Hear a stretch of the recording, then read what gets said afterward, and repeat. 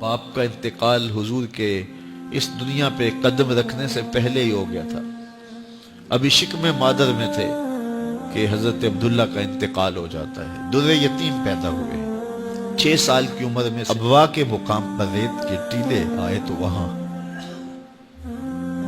سیدہ آمنہ کی طبیعت خراب ہو گئی. اور پھر لمحے بھی زندگی کے آخری ہیں. سیدہ آمنہ نے محسوس کر لیا کہ یہ میری آخری سانس ہے.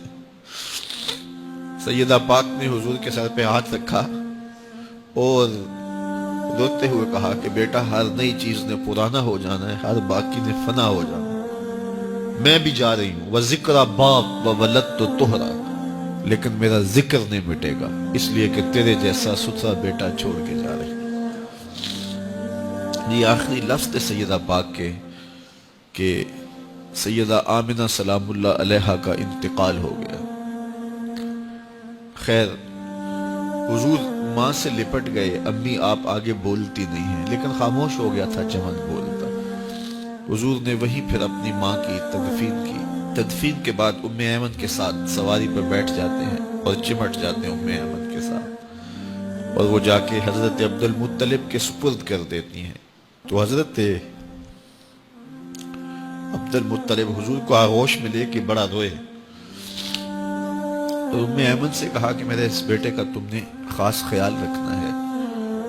اور پھر انہوں نے اتنا خیال رکھا کہ میرے حضور فرمایا کرتے تھے، ام ایمن میری ماں کے بعد میری ماں ہے. 2 سال کے بعد حضرت عبد المطلب کا بھی انتقال ہو گیا.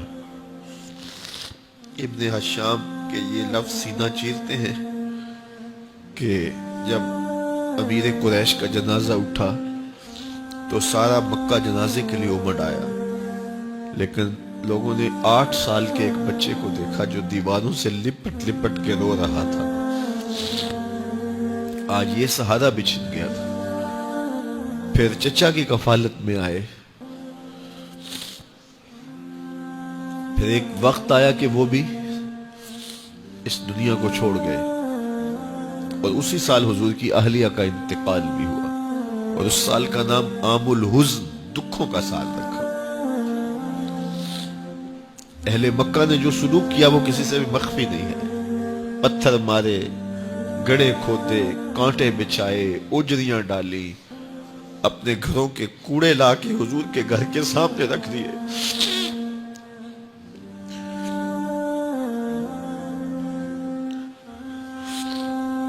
کس چیز کی سزا دے رہے تھے میرے حضور کو؟ میرے حضور علیہ السلام نے پھر طائف کا سفر کیا کہ شاید وہ لوگ میری بات کو سن لیں، لیکن انہوں نے جو دردناک سلوک کیا وہ بھی تاریخ کا ایک انتہائی دردناک باب ہے.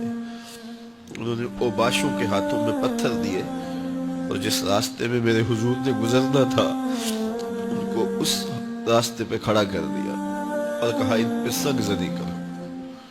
اور وہ آقا کریم پہ پتھر مارتے، حضور کے پاؤں پہ پتھر مارتے. آقا کریم علیہ السلام پاؤں اٹھاتے تو وہ دوسرے پاؤں پہ مارتے. پھر حضور شدت درد سے بیٹھ جاتے تو ان کے 2 گھنڈے دائیں بائیں سے آگے بڑھتے اور حضور کو کندھوں سے پکڑ کے اٹھاتے، پھر سنگ باری کرتے.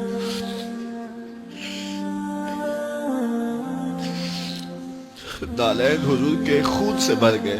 عذاب کے فرشتے حضور کے پاس آئے کہ اگر آپ